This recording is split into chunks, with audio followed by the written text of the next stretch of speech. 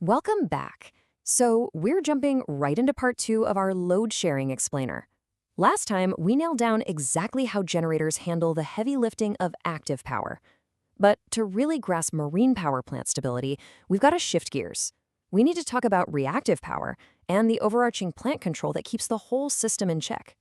Just a super quick recap. We already know speed droop and isochronous control do a beautiful job sharing active power, right? They stop generators from basically fighting each other over the ship's actual working load. But even with active power totally sorted, we're still missing a massive piece of the puzzle. Like, what happens to the power that doesn't actually do physical work? Here's the thing. A marine power grid is absolutely flooded with reactive power. This is that essential current that magnetizes all your heavy machinery, your large AC motors, your transformers. It doesn't actually do the useful physical work, but you literally can't run the plant without it.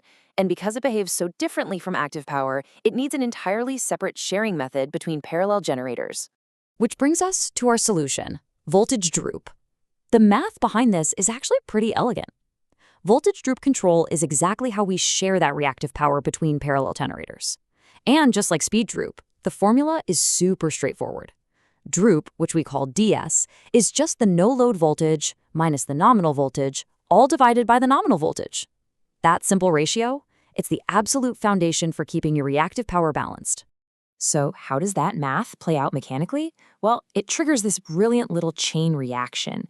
Step 1, your inductive reactive load goes up. Step 2, the automatic voltage regulator, the AVR, detects that and dynamically decreases its voltage reference. And step 3, the reactive power split stabilizes automatically. The AVR just pulls that voltage reference down and boom, the generators are gracefully sharing the reactive load. No manual crew adjustments needed at all. All right, moving on to the master regulator, the power management system. Sitting above all this local control is the macro level. You can really think of the power management system, or the PMS, as an orchestra conductor. The conductor isn't playing an instrument, right? They don't generate power themselves, and they definitely don't override the second-by-second stability of the musicians. Instead, the PMS is just gently nudging every engine governor with these tiny increase or decrease pulses. It locks the network frequency right at nominal over time, keeping the whole plant in perfect tempo. But let's pause for a quick check. We already know Droop keeps generators stable second to second without any communication link. It's incredibly reliable on its own. So why even bother with a PMS at all? I mean, as engineers, we're naturally skeptical of adding a complex master system over perfectly good local control, right?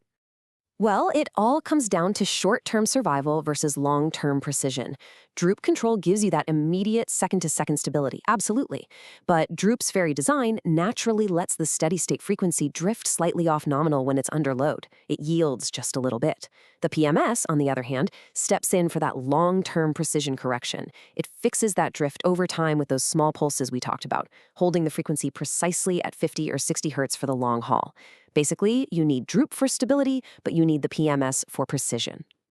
All right, let's tie this whole two-part explainer together. You started out just knowing that parallel generators need to share load. Now, you've got the 3 fundamental pillars of marine power plant stability down. You've got speed droop and isochronous control perfectly handling your active power. You've got voltage droop automatically stabilizing your reactive power.